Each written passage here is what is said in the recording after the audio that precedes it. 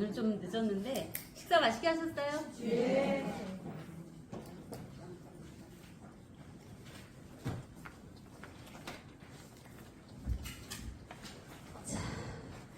오늘 본문은 사도행전 12장 23절, 24절 말씀입니다.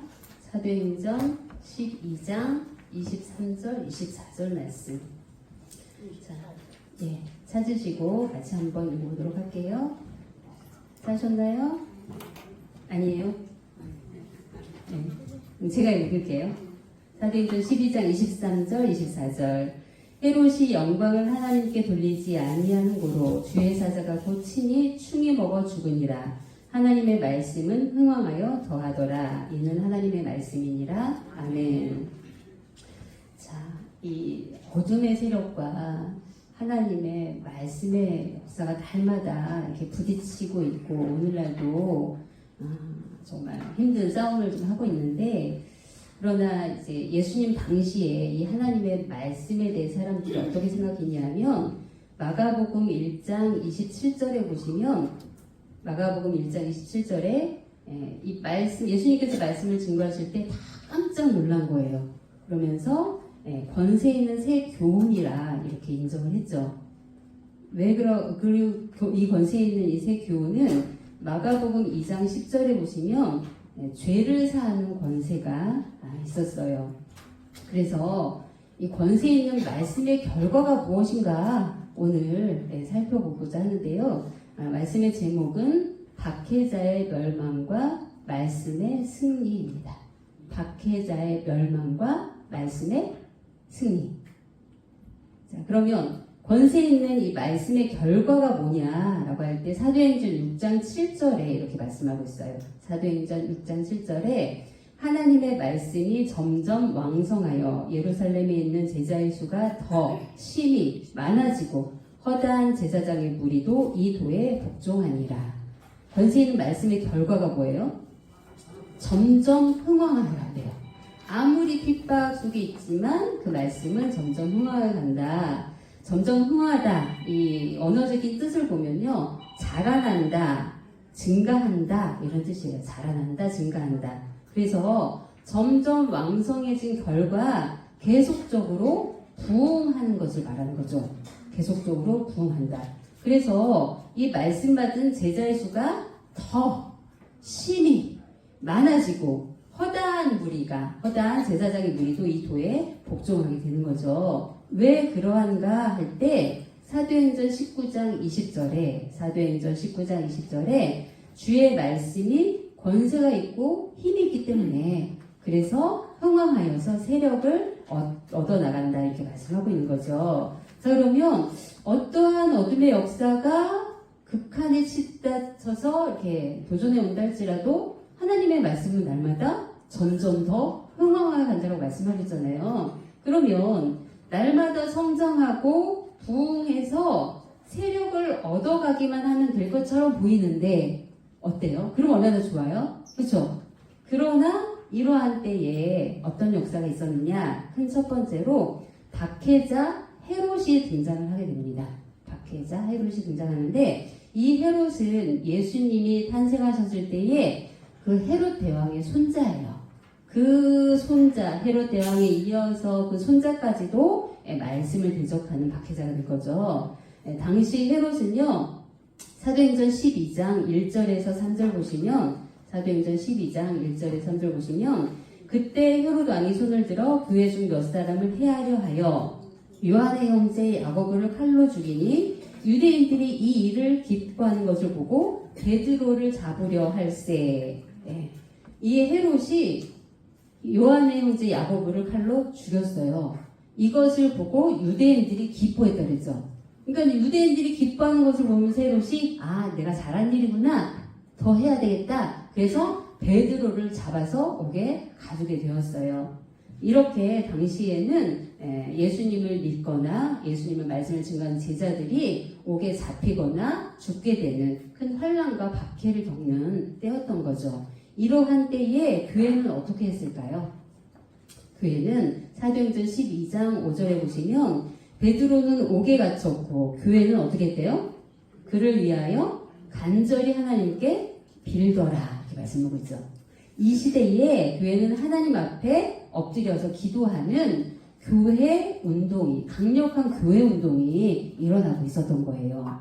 그러니까 오늘날이나 과거나 오늘날이나 우리가 힘들다, 어렵다, 환란이 심하다, 주저앉아 있거나 늘어져 있는 게 아니라 그런 때일수록 교회는 어떻게 해야 되는 거예요? 모여서 강력한 교회 운동, 기도 운동이 일어나야 한다는 거죠. 그러기 위해서 오늘날 이 자리에 모인 줄 믿습니다. 그랬을 때 주의 사자가 옥에 가만히 갇혀있는 이 베드로한테 찾아갔어요. 그리고 눈은 뜨고 있지만 간수들의 눈을 어둡게 해가지고 베드로를 감옥에서 끄집어내서 간수들을 그냥 쓱 지나가, 붙잡지도 않아요. 보이지도 않나 봐. 그래서 베드로를 감옥에서 탈출시켰죠. 이 일이 있고 난 다음에 군사들은 베드로가 탈출했다는 것을 알고 사방팔방으로 다 찾아 헤맸지만 찾았어요? 이 일이 어떻게 됐나 알 수가 없는 거예요. 그리고 이 일을 헤롯이 보고를 받았을 때 사도행전 12장 19절에 보시면 헤롯이 그를 찾아도 보지 못하매 파수꾼들을 신문하고 죽이라 명하니라. 그 책임은 간수들한테 돌리고 있는 거죠. 이처럼 예수님의 믿는 제자들이 핍박당하는 그 환란의 시기였어요. 이러한 박해자 헤롯이 등장했을 때 이러한 핍박이 극에 달했어요. 그러면 이 박해자는 결국 어떻게 될까요? 나중에 큰 두 번째는 박해자의 멸망을 우리가 볼 수 있어요. 사도행전 12장 21절에 보시면 사도행전 12장 21절에 헤롯이 나를 택하여 왕복을 입고 위에 앉아 백성을 효유했다라고 말씀하고 있어요. 이제 효유했다라는 단어가 무슨 뜻이냐면 헬라어로 보면 데메고레오라고 해서 데메고레오 뜻은요 사람을 모이게 하는 자가 되다. 사람 이렇게 모이게 하는 자가 된 거예요. 또는 공회에서 연설하다 이런 뜻이에요. 그러니까 헤롯이 왕복을 근사하게 차려입고 위에 앉아서 백성들에게 설교했다라는 거예요. 그랬을 때 백성들의 반응은 어땠느냐? 그 다음 구절인 22절에 보시면 백성들이 크게 부르되 이것은 신의 소리요 사람의 소리는 아니라. 그러니까는 이 헤롯이 왕복을 근사하게 차려입고 위에 높은 곳에 앉아서 설교를 막 하니까 그 소리가 백성들 귀에는 사람의 소리로 들리지 않고 신의 소리로 들려서 이렇게 큰 소리로 외치고 있어요. 그러니까 헤롯을 신으로 지금 추앙하고 있는 거죠. 그러면 헤롯 입장에서 자신을 신으로 추앙하고 있을 때 그 자리에서 어떤 생각을 했을까요? 그래, 나밖에 없지. 이 재단, 이 강단을 지킬 사람을 누가 있겠어? 내가 후계자야. 이런 생각을 할 수 있겠죠. 그러나 그래서 사도행전 19장 23절에 헤롯이 영광을 하나님께로 돌리지 아니했다라고 말씀하고 있죠. 그러니까 자기가 받은 그 영광을 하나님이 주셨다라고 생각하지 않고 자기의 영광을 하나님의 영광을 가로챈 거예요. 그랬을 때 어떻게 됐을까요? 주의 사자가 곧 친히 충이 먹어 죽으니라.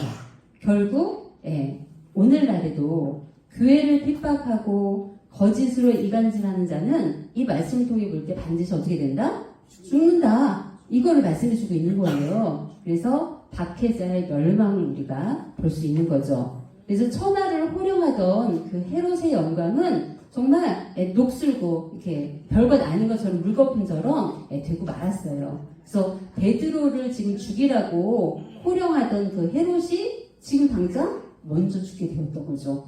그러나 사도행전 19장 24절 오늘 본문 말씀에 하나님의 말씀은 어떻게 됐대요? 흥왕하여 더하더라. 흥왕하여 더하더라. 이 말씀이 어떤 뜻이라고 했어요? 점점 흥왕해 간다라는 것은 계속적으로 부흥한다라는 거죠.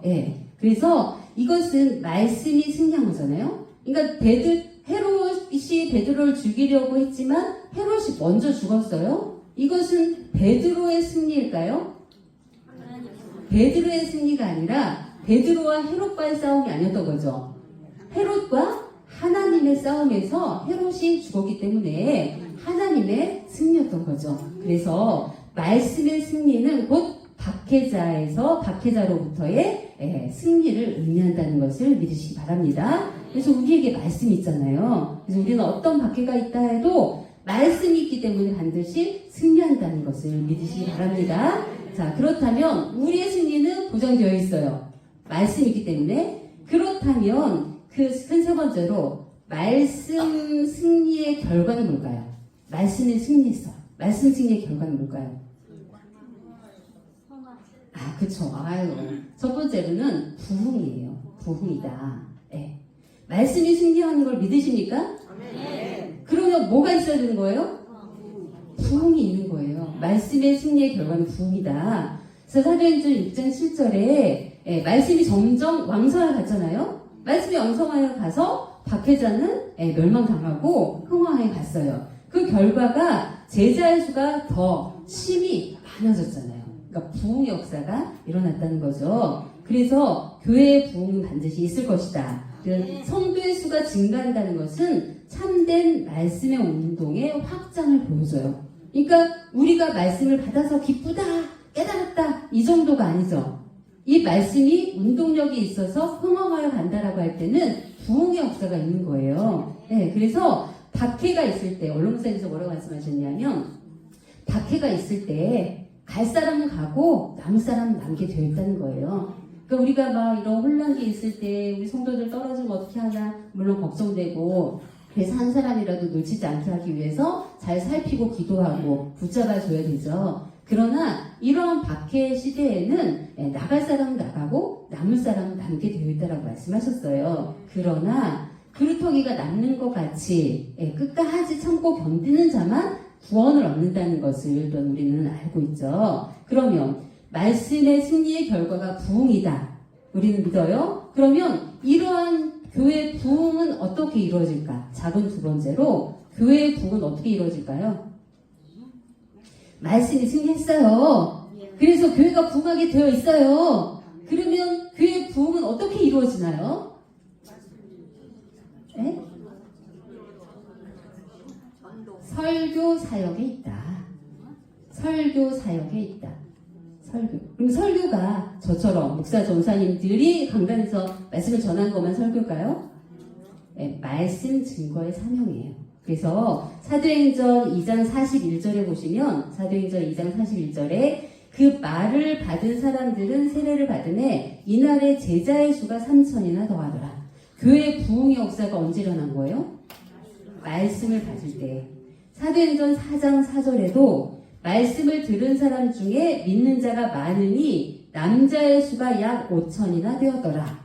말씀이 있고 증거가 될 때 그 말씀이 믿게 되어서 부흥의 역사가 일어난다고 말씀하고 있죠. 그리고 사도행전 6장 7절에도 아까 계속적으로 읽었는데 제자의 수가 더 심히 많아지고 허다한 제사장의 무리도 이 도에 복종했다라고 말씀하고 있는데 제사장은 어떤 종류 사람이에요? 종교 지도자들이 오늘날 목사와 같은. 당시 율법 종교 지도자들도 이 하나님의 말씀, 이 도에 복종했대요. 그것도 몇몇 사람이 아니라 허다한 무리가. 여기서 복종했다라는 단어의 뜻은요, 아래에서 듣다라는 뜻이거든요. 아래에서 듣다. 그러니까 아래에서 듣는다는 것은 학업자로서 밑에 내려와서 듣는 것을 말해요. 그러니까 당시 종교 지도자들의 권세는 어땠어요? 대단했죠. 예수 믿는 자는 다 잡아서 죽일 수 있는 권한도 있고, 그러한 종교 지도자들이 이 말씀 앞에 학업자로서 저 밑에 내려가서 말씀 받는 자리에 들어갔다라고 말씀하고 있는 거죠.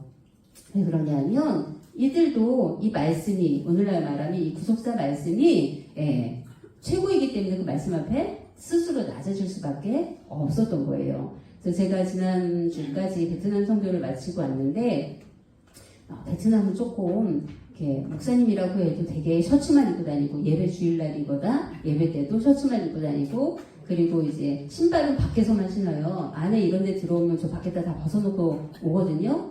근데 양말을 안 신어요. 맨발이에요. 그러니까 목사님들도 맨발로 다니고 셔츠만 입고 이러고 있으니까 근데 이제 먼지가 많고 하니까 이제 테이블을 갖다 주길래 이렇게 쓱 했더니 이렇게 시커먼 게 나와요. 그래서 물티슈를 닦으려고 이제 꺼내가지고 막 찍고 있는데 어떤 분이, 남자분이 물걸레를 가져와서 갖고 왔어요. 닦아주겠대 해서. 닦아달라고 한 다음에 제가 다시 물티슈를 이렇게 닦아봤거든요. 좀 깨끗하긴 하더라고요. 근데 그것을 보고 김병수 목사님이 아유 이런 데서는 너무 유별스럽게 하면 안 된다고 이러셔요. 그래서 아니 뭐 지난번까지만 해도 같이 닦고 쓸고 하셨던 분이 왜 그럴까 그랬더니 나중에 알고 보니까 그 물걸레로 갖고 와서 닦아주셨던 분이 큰 교단의 부총회장이었던 거예요.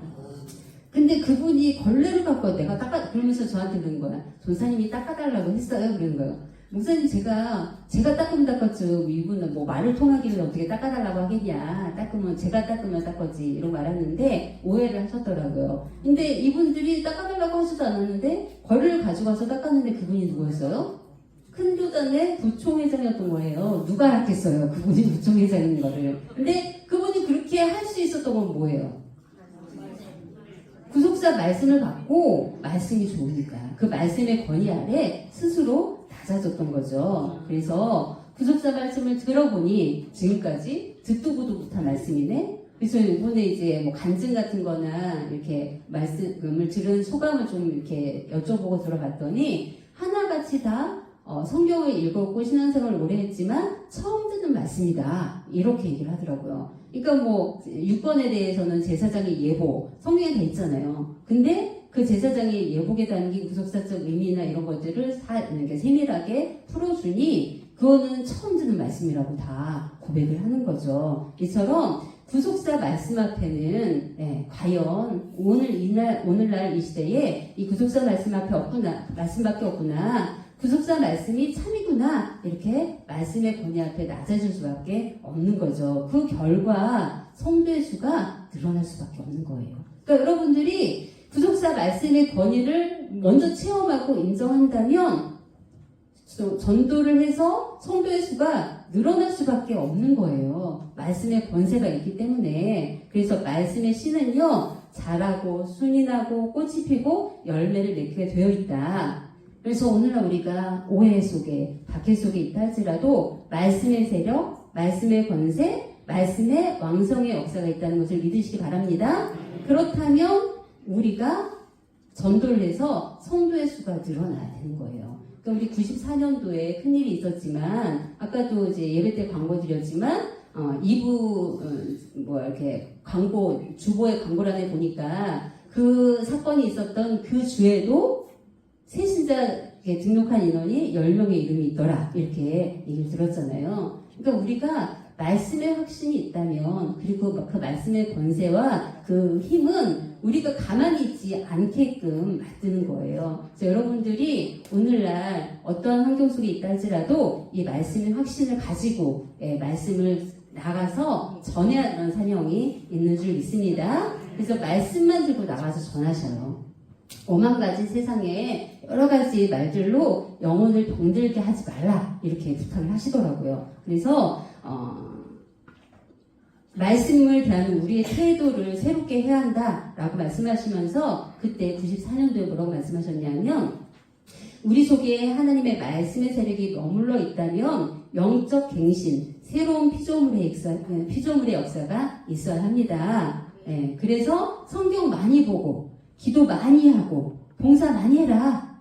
그리고 이것은 우리 각자 신앙을 저울에 달아보라는 뜻이라는 거예요. 그러니까 성경 많이 보고 기도 많이 할 때 내 자신을 달아보라는 거죠. 그러니까 이런 환난과 이런 환경 속에 있는 원인이 뭐냐. 그럼 그런 속에서 나 자신은 어떻게 신앙생활을 해야 할 것인가. 그것을 성경 많이 보고 기도 많이 하면서 깨달으라는 거죠. 그러니까 모든 환난과 역경의 목적은 뭐예요? 나 하나 깨닫고 변화시키는 거. 그래서 영적 갱신과 새로운 피조물의 역사가 있어야 한다고 말씀하고 있는 거죠. 그래서 말씀으로만 숨쉬고 먹고 마시는 교회가 되기를 부탁합니다. 이렇게 예전에 전화로 설교하셨더라고요. 그래서 오늘날도 기록된 말씀을 넘어가지 말라라는 말씀이 있거든요. 고린도전서 4장 6절에 보시면 기록된 말씀밖에 넘어가지 말라 이렇게 성경도 말씀하고 있어요. 그래서 오늘날 우리가 오직 성경만 붙들고 나가는 길에 새로운 사람이 생긴다.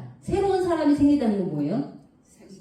네, 전도에서 새 신자가 들어온다는 거예요. 그러니까 우리가 오직 말씀만 붙잡고 나가면 새로운 사람이 생길 수 있습니다. 네, 그래서 어떤 박해나 오해 속에서도 승리를 가져온다는 것을 믿으시기 바랍니다. 왜냐하면 은혜의 세력이 있는 곳에는 사단의 세력이 도망간다. 그래서 사단의 세력이 결국 꺾이고 만다는 것을 믿으시기 바랍니다. 그래서 이렇게 보면요, 여러분들 방송 안 보셨죠?